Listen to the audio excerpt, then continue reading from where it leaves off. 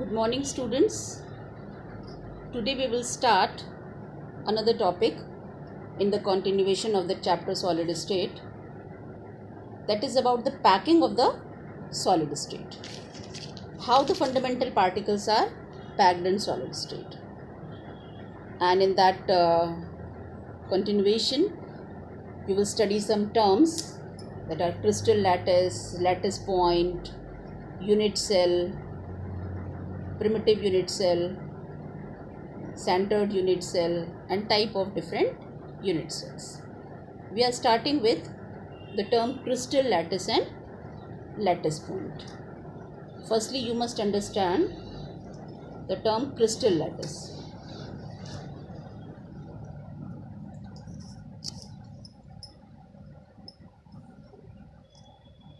Crystal lattice एक solid crystal में जितने भी उसके फंडामेंटल पार्टिकल्स होते हैं वो एक जैसा भी ऑर्डर फॉलो करते हुए पैक हैं, तो वो एक जो पूरा पैकिंग नेटवर्क बनाते हैं, उस पैकिंग नेटवर्क को हम कहते हैं क्रिस्टल लैटिस। जैसे कि आप इसमें देख रहे हो इस फिगर में, ये जो पूरा आपका पूरा ये सराउंडिंग है, ठीक है, ये NaCl की पैकिंग नेटवर्क है। इसमें ये जो पार्टिकल्स हैं, कॉर्नर पार्टिकल्स जो ये Na के हैं।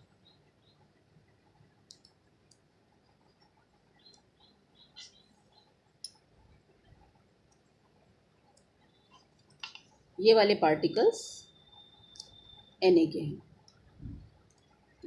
कॉर्नर पर जितने पार्टिकल्स हैं ये सोडियम के पार्टिकल्स हैं, और साथ ही साथ ये जो फेस में पार्टिकल्स हैं ये भी सोडियम के पार्टिकल्स हैं।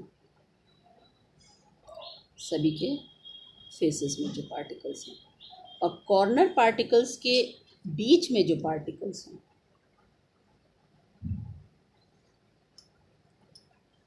ये वाले पार्टिकल्स क्लोराइड के हैं।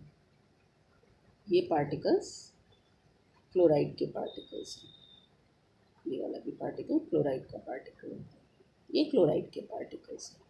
तो इस तरह से आप देख रहे हैं कि NaCl में Na+ और क्लोराइड आयंस के पार्टिकल्स जो हैं उन्होंने एक ऑर्डर फॉलो करते हुए अपनी एक पैकिंग फॉलो कर ली। तो जो एक पूरा नेटवर्क बनता है, जो जाल बनता है, उसको हम कहते हैं क्रिस्टल लैटिस। अब ये क्रिस्टल लैटिस है, इसमें ये जो तुम्हारे छोटे छोटे से पार्टिकल्स हैं ये कहला रहे हैं फंडामेंटल पार्टिकल्स।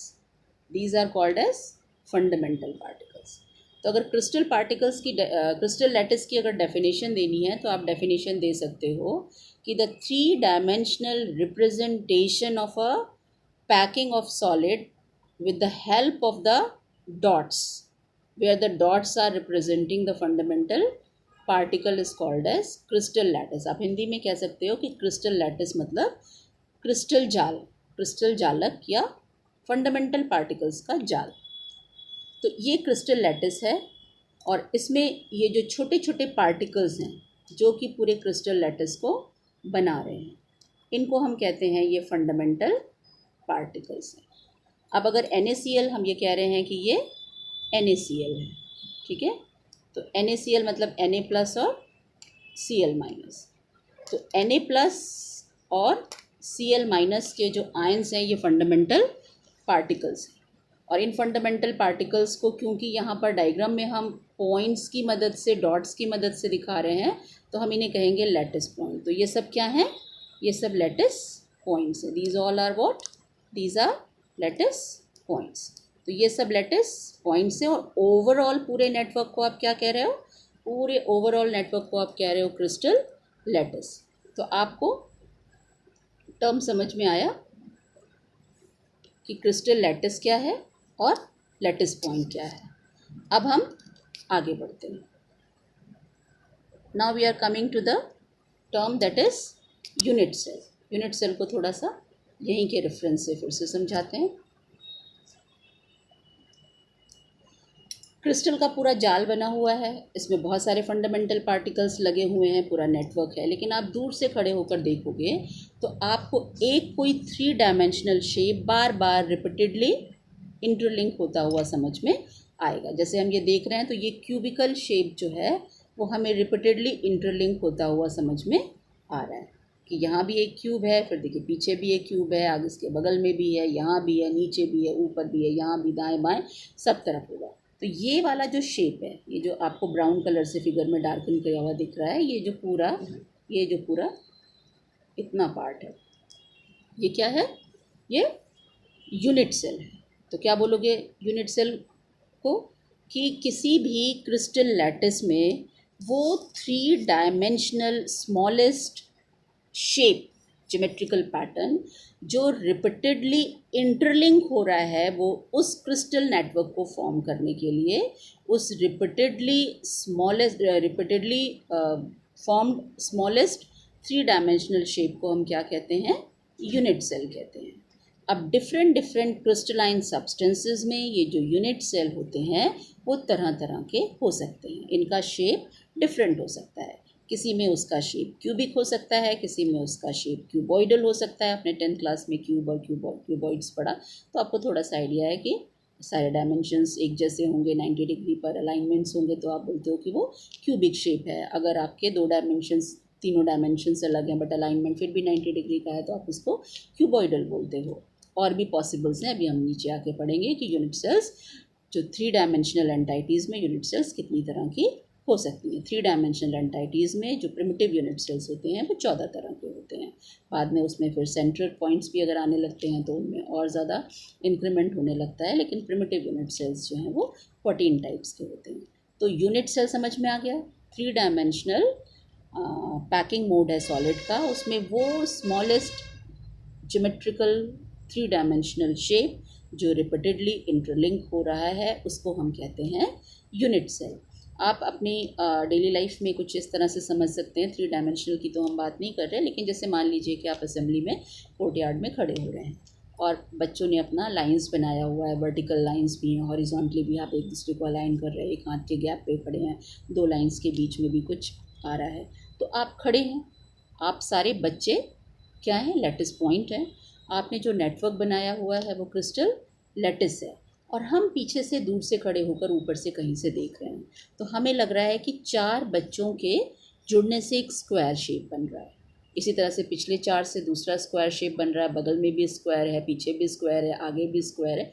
तो ये जो स्क्वायर शेप है ये आपका क्या हो जा रहा है? यूनिट सेल हो जा रहा है। बट वो स्क्वायर शेप एक्चुअली 2 डायमेंशनल है। जब हम क्रिस्टल में बात करते हैं तो हम रिपीटेडली इंटरलिंक 3 डायमेंशनल शेप को यूनिट सेल कहते हैं। It's okay. अब हम आगे बढ़ते हैं। अब हम आते हैं यूनिट सेल पर। यहाँ पर आप ये देख रहे हो कि यूनिट सेल है। यूनिट सेल की डेफिनेशन पहले हम हाईलाइट कर देते हैं। Unit cell is the smallest portion of a crystal lattice which when repeated in different directions generates the entire lattice. ठीक है। अब यूनिट सेल में हम यूनिट सेल को डिस्क्राइब कैसे करें? जैसे अभी हमने आपसे थोड़ी देर पहले कहा कि 14 तरह की प्रिमिटिव यूनिट सेल्स होती हैं, तो हम यूनिट सेल्स को कैसे डिस्क्राइब करें, कैसे बताएं कि ये यूनिट सेल दूसरी यूनिट सेल से कैसे डिफरेंट है? तो उसको समझाने के लिए हम डायमेंशंस का और बॉन्ड एंगल्स का सहारा लेते हैं। यहाँ पर आप देख रहे हैं डायग्राम बना हुआ है एक क्यूबिकल यूनिट सेल का या क्यूबॉइडल यूनिट सेल का, जैसा भी आपको अपीयर हो रहा हो। तो इसमें आप देख रहे हैं 3 तो आपके एज डायमेंशंस हो गए, ये और ये।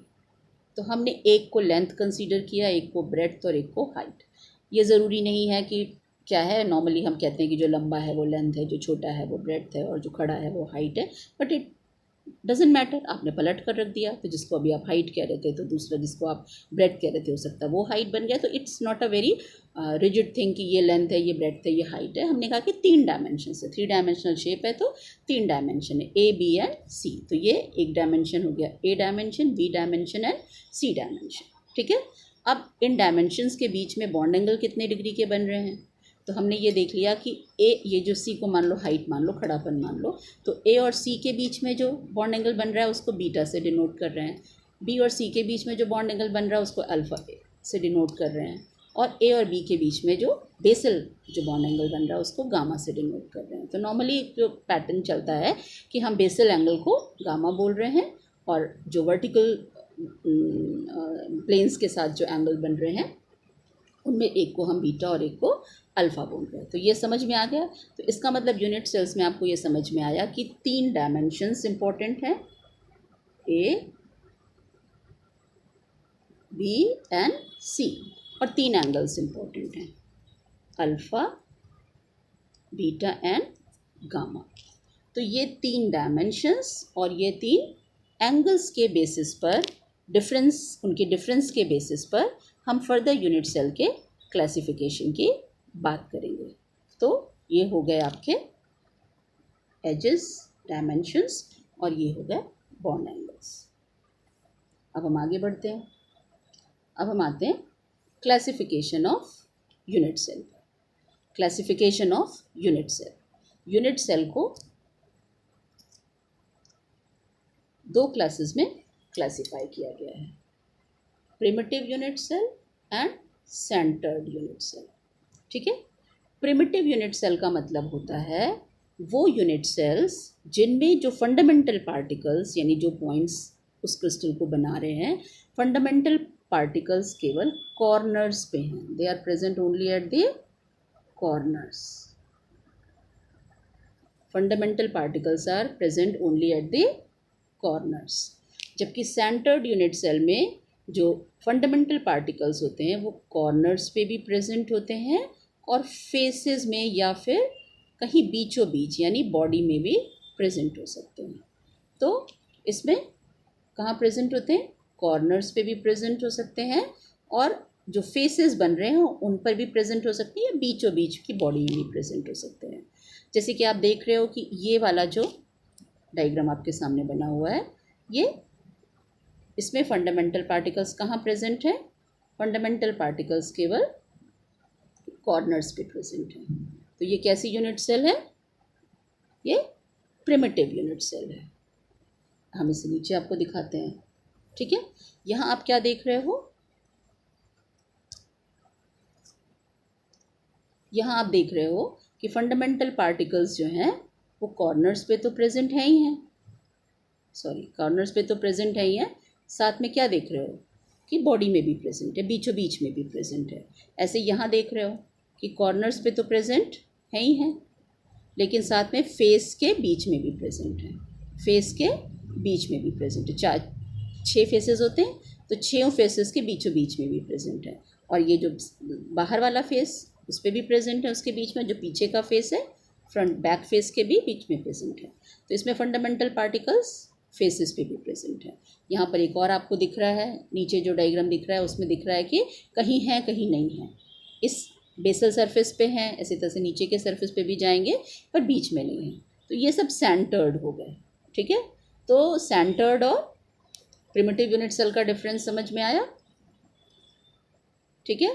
प्रिमिटिव यूनिट सेल में कॉर्नर्स कहाँ पर प्रेजेंट होते हैं पार्टिकल्स? प्रिमिटिव यूनिट सेल में केवल कॉर्नर्स पे प्रेजेंट होते हैं, और सेंटर्ड में कॉर्नर्स के साथ साथ फेस या फिर बॉडी सेंटर पे भी प्रेजेंट हो सकते हैं, बॉडी सेंटर पे भी प्रेजेंट हो सकते हैं। तो अब हम डेफिनेशन रिवाइज करते हैं। प्रिमिटिव यूनिट सेल्स क्या हो गया? Primitive unit cell, primitive unit cells वो यूनिट सेल्स होते हैं जिनमें कि फंडामेंटल पार्टिकल यूनिट सेल के केवल कॉर्नर्स पे प्रेजेंट होते हैं। और सेंटर्ड यूनिट सेल को क्या बोलोगे?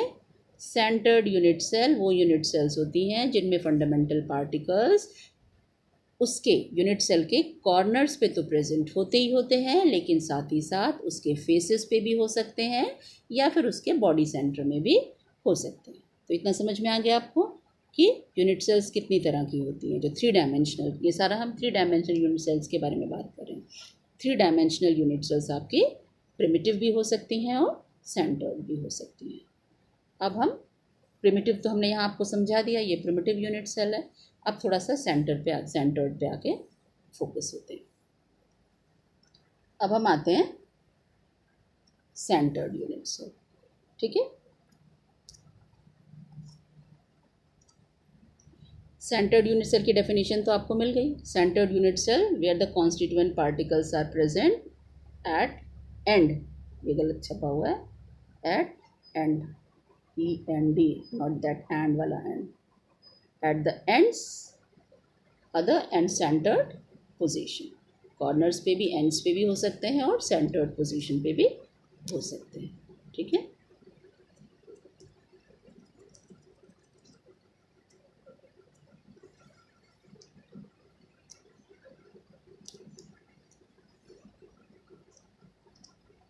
अब हम types of centred unit cell समझते हैं. सेंटर्ड यूनिट सेल को 3 टाइप्स में बांटा गया है.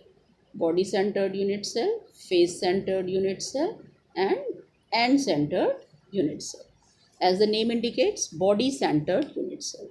बॉडी सेंटर्ड यूनिट सेल मतलब कि पार्टिकल्स जो हैं वो एंड्स यानी कॉर्नर्स पे तो प्रेजेंट हैं ही हैं, साथ ही साथ यूनिट सेल के बिल्कुल बीचों बीच में बॉडी सेंटर में भी प्रेजेंट है. ये बिल्कुल बीचों बीच में भी प्रेजेंट है. कल हम आपको थोड़ा सा बना के 3 डायमेंशनल मॉडल्स दिखाने की कोशिश करेंगे. अभी आज तो मैं प्रिपेयर नहीं किया. तो बॉडी सेंटर्ड में फंडामेंटल पार्टिकल्स कॉर्नर्स पे भी प्रेजेंट हैं और बिल्कुल बीचों बीच में भी प्रेजेंट है. फेस सेंटर्ड में क्या है, क्यूबिकल यूनिट सेल. सोचिए क्यूबिकल यूनिट सेल है, कॉर्नर्स 8 कॉर्नर्स हुए तो 8 कॉर्नर्स पे प्रेजेंट है. फिर 6 फेसेस बने, 6 फेसेस के बीच बीच में भी ये 8 कॉर्नर्स हो गए. ये 8 कॉर्नर्स पे प्रेजेंट है और 6 फेसेस बन रहा है. ये इस फेस के भी बीच में है, इस फेस के भी बीच में है, इस फेस के भी बीच में है, इस फेस के भी बीच में है, फिर ये फ्रंट फेस के भी बीच में है और वो वाला बैक फेस के भी बीच में है. तो that is the face centre unit cell. आप बनाने को ऐसे बना सकते हो. ठीक है. ये तो आप बनाते हो एक सिंपल क्यूबिक यूनिट सेल.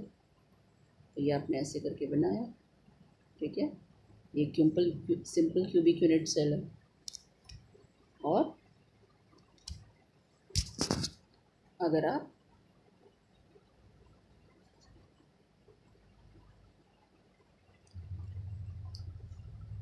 इसको कॉर्नर्स पे दिखा रहे हो,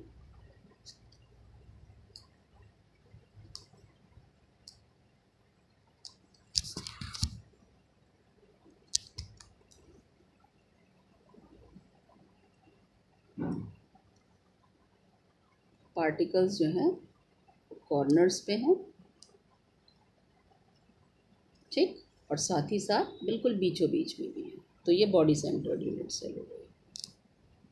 और कॉर्नर्स के साथ साथ हर फेस के बीच में, इस फेस के बैक फेस के बीच में, इस फेस के बीच में, बॉटम फेस के बीच में, फ्रंट फेस के बीच में और बैक फेस के बीच में. तो इस तरह से सबके बीच बीच में भी हैं. तो हम इसे कहेंगे कि ये फेस सेंटर्ड यूनिट सेल. ठीक है.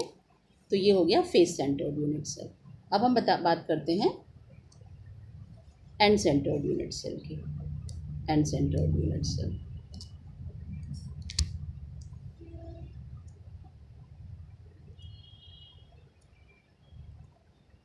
एंड सेंटर्ड यूनिट सेल में क्या देख रहे हो आप कि पार्टिकल्स जो हैं वो कॉर्नर्स पे हैं और कॉर्नर्स के साथ 2 ऑपोजिट एंड्स के सेंटर में हैं. तो ये हो गया एंड सेंटर्ड यूनिट सेल. यानी body centred unit cell, face centred unit cell and centred unit cell. ठीक है. So this was about the primitive unit cells and centred unit cell. पहले हमने प्रिमिटिव यूनिट सेल पढ़ा और फिर हमने centred में आपने बॉडी सेंटर्ड, फेस सेंटर्ड और एंड सेंटर्ड पढ़ा.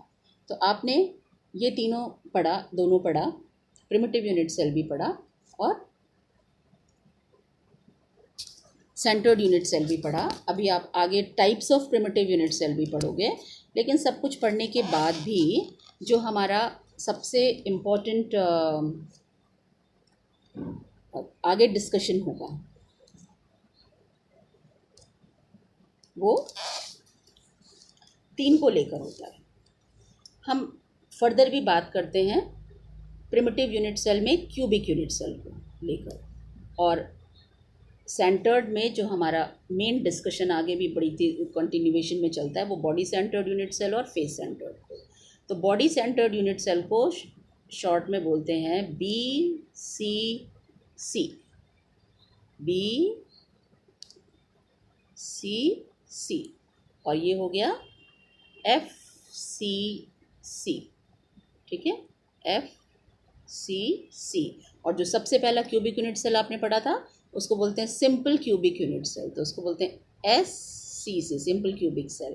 तो ये तीन फर्दर भी डिस्कस होगा, S C C, B C C and F C C, बार बार डिस्कस होगा। एस सी सी में ऐसा होता है, बी सी सी में ऐसा होता है, एफ सी सी में ऐसा होता है। तो आप पढ़ोगे तो बहुत कुछ आपसे एमसीक्यूज़ में या 1 मार्क क्वेश्चन में उनसे रिलेटेड क्वेश्चंस भी आएंगे, लेकिन फर्दर जो डिस्क्रिप्शंस होंगे या फिर जो न्यूमेरिकल्स वगैरह आपको मिलेंगे, मैथमेटिकल एस्पेक्ट में जिन चीज़ों को ज़्यादा समझना है पैकिंग एफिशिएंसी के पॉइंट ऑफ व्यू से, डेंसिटी की पॉइंट ऑफ व्यू से, वो आपको इन तीनों को समझना है। एक सिंपल क्यूबिक यूनिट सेल को, जिसको आप क्या बोल रहे हो, एससीसी बोल रहे हो, बॉडी सेंटर्ड यूनिट सेल जिसको आप बीसीसी बोल रहे हो, और फेस सेंटर्ड यूनिट सेल यानी एफसीसी, ठीक है। एंड सेंटर्ड के बारे में आगे ज़्यादा फर्दर बातें नहीं होती, कहीं फॉर्मूला डेरिवेशन या फॉर्मूला राइटिंग के क्वेश्चंस वगैरह आते हैं तो उस पर बात होती है, but mathematical point of view से जब क्वेश्चंस या डिस्कशंस होंगे तो हम इन तीनों पर ज़्यादा फोकस करते हैं, एससीसी, बीसीसी और एफसीसी के लिए, ठीक है। तो आज के लिए इतना ही। कल हम डिस्कस करेंगे types of primitive unit cells. जो प्रिमिटिव यूनिट सेल आपने ये पढ़ा था SCC, simple cubic unit cell, तो सिंपल क्यूबिक यूनिट सेल अभी आपके दिमाग में आ रहा है कि एल बी सी, तीनों डायमेंशन बराबर हैं और तीनों एंगल का अलाइनमेंट भी सेम है। तो ये तो एक बहुत आइडियल केस आपके दिमाग में आ रहा है, लेकिन आपके जो डायमेंशंस हैं ए बी सी वो भी चेंज हो सकते हैं, और जो एंगल्स हैं अल्फ़ा बीटा गामा वो भी चेंज हो सकते हैं।